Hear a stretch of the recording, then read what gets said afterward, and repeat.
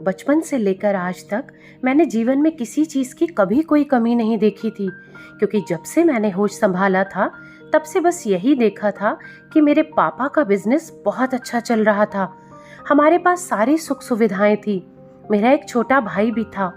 इसी तरह से हंसी खुशी जिंदगी गुजर रही थी कि तभी पापा को बिजनेस में अचानक से बहुत बड़ा घाटा हुआ, और वो घाटा इतना बड़ा था कि जिसकी भरपाई करने में हमारा घर और हमारी दुकान दोनों ही बिक गए।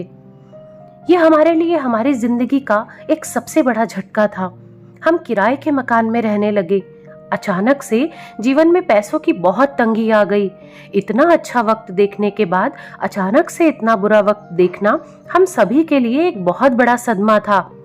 पापा की समाज में बहुत इज्जत थी, लेकिन शायद इज्जत भी तभी होती है जब हाथ में पैसा होता है। हर दिन कोई ना कोई कर्जदार दरवाजे पर खड़ा होता। धीरे धीरे जैसे जैसे हो पाता वैसे वैसे पापा उनसे मोहलत मांग लिया करते थे। माँ ने अपने सारे गहने बेच दिए थे। जो थोड़ा बहुत माँ ने घर के खर्च से बचा कर रखा था वो सब कुछ भी पापा के सामने रख दिया। कर्जदारों की बातें सुनना, रिश्तेदारों का अचानक से मुंह मोड़ लेना सभी के लिए हैरान कर देने वाला था। हम बेशक पापा से कुछ ना कहें, लेकिन हमारी आंखों में पापा सब देख पाते थे। और ऐसे ही जब पापा ये सब झेल नहीं पाए तो एक दिन वो हमें छोड़कर इस दुनिया से चले गए।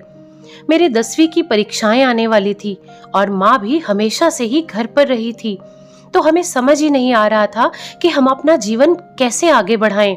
और जो भी जमा पूंजी थी, जो भी माँ के गहने थे, वो तो पिताजी के होते होते ही कर्जदारों के कर्ज निपटाने में चले गए।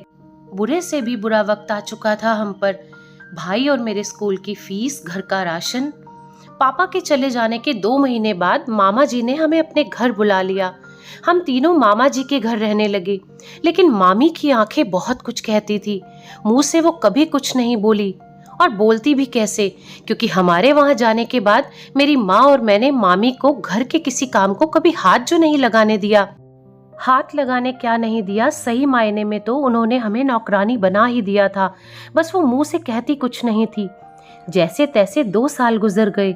इन 2 सालों में मैंने अपनी माँ के चेहरे पर कभी भी मुस्कुराहट नहीं देखी। मेरी 12वीं की परीक्षाएं आ गई थी।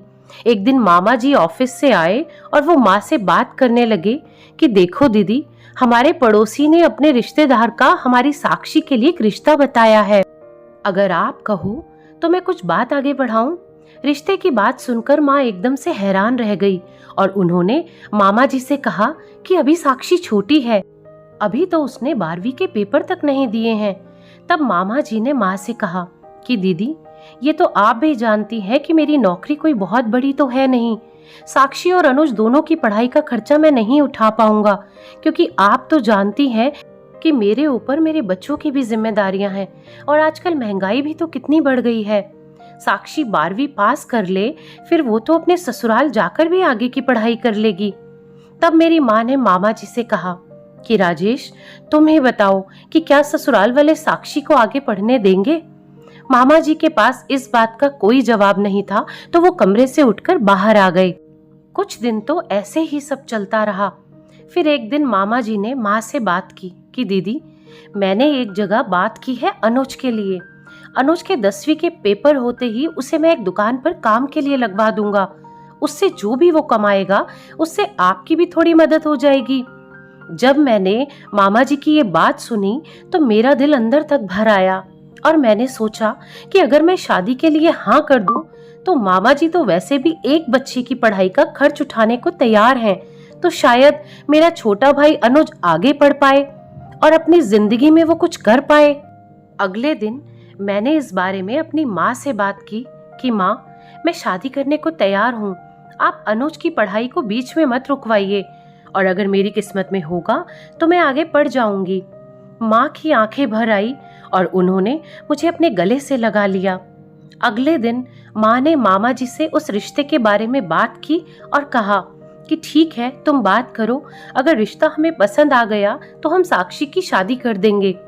मामा जी ने आगे बात की तो पता चला कि लड़के की अच्छी नौकरी है, घर में सिर्फ सास और ससुर है, छोटा परिवार था, तो थोड़ी और पूछताछ के बाद ही हमने शादी के लिए हाँ कर दी और कुछ वक्त बाद मेरी सगाई हो गई। सगाई और शादी के बीच 6 महीने का वक्त रखा गया और सगाई के 3 महीने बाद ही मेरी सास का अचानक से निधन हो गया। थी तो ये बड़े दुख की बात, लेकिन शादी की तारीख तय थी तो शादी उसी तारीख पर करने का फैसला किया गया, लेकिन बहुत ही सादगी से। तय तारीख पर मेरी शादी हो गई। मेरे पति और ससुर दोनों ही अच्छे थे। मेरे ससुर बहुत ही शांत स्वभाव के थे, बातचीत थोड़ा कम ही किया करते थे। शादी के 2 साल बाद मैंने एक बेटे को जन्म दिया और बेटे के जन्म के 6 महीने बाद मेरे पति को उनके ऑफिस की तरफ से 4 साल के लिए दुबई जाने का मौका मिला।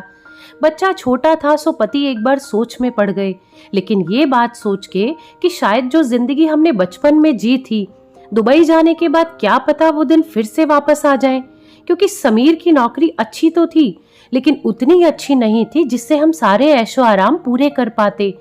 सो किसी तरह मैंने इन्हें मनाया और इन्होंने दुबई जाने की तैयारी शुरू की और ये दुबई चले गए 4 साल के लिए। पापा जी अपने रूटीन पर अपने सारे काम किया करते थे, बस मुझे उन्हें समय समय पर उनका चाय नाश्ता देना होता था। बाकी वो अपने काम और अपने हिसाब किताब में ही अपने कमरे में अपना दिन बिताया करते थे।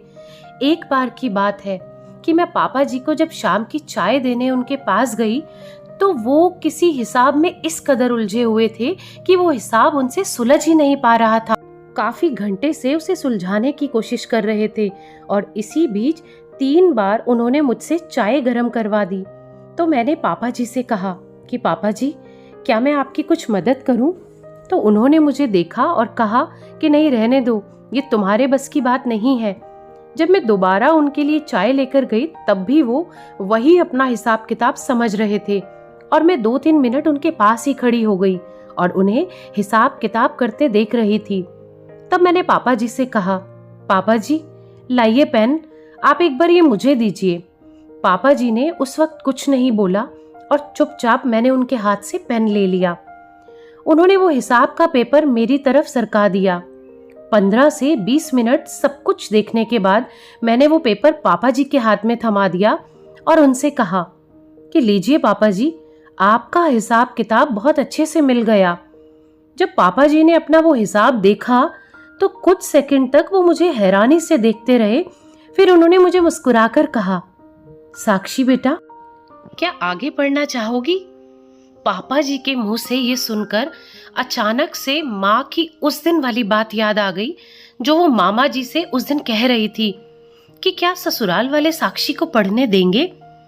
और मैंने कहा था कि माँ, अगर मेरी किस्मत में हुआ तो मैं पढ़ जाऊंगी। शायद मेरी किस्मत आज खुलने वाली थी और मैंने पापा जी के इस सवाल का हाँ में सिर हिला दिया। बच्चा अभी छोटा था तो मैंने बीएड की तैयारी करने के बारे में सोचा। पापा जी को इस बारे में बताया तो पापा जी ने कहा कि साक्षी बेटा, तू अधिकारी बन, तू यूपीएससी की तैयारी शुरू कर। यूपीएससी? ये सुनकर मैं हैरान रह गई और मैंने पापा जी से कहा, पापा जी, लेकिन आरव अभी छोटा है। तो पापा जी ने कहा कि साक्षी बेटा, क्या तुझे मुझ पर भरोसा नहीं है? और अब मैं रिटायर भी तो होने वाला हूं ना।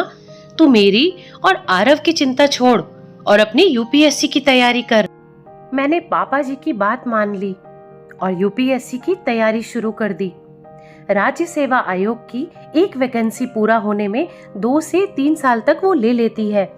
मैंने जी जान लगाकर पढ़ने की तैयारी शुरू कर दी और पापा जी ने अपनी आरव को संभालने की जिम्मेदारी में कोई कसर नहीं छोड़ी और आखिर मेरा यूपीएससी क्लियर हो गया। पापा जी आज इतना ज्यादा खुश थे कि इतना खुश मैंने उन्हें पहले कभी नहीं देखा था। कुछ दिनों के बाद पापा जी मेरे साथ मेडिकल के लिए मेरे साथ गए तो वहां पर जो बड़े अधिकारी थे उन्होंने मुझसे कहा कि ये आपके पापा हैं? तो मैंने उन बड़े अधिकारी से मुस्कुराकर कहा, नहीं, ये मेरे ससुर जी हैं। और तब मैंने वहां पर बैठी अधिकांश लड़कियों की आंखों में पापा जी के लिए प्रशंसा और मेरे लिए ईर्ष्या देखी। तो दोस्तों, इस कहानी के बारे में आपकी क्या राय है, कमेंट करके जरूर बताइएगा। और ऐसी ही दिल को छू लेने वाली और प्रेरणादायक कहानियां सुनने के लिए इस चैनल को सब्सक्राइब करें। धन्यवाद।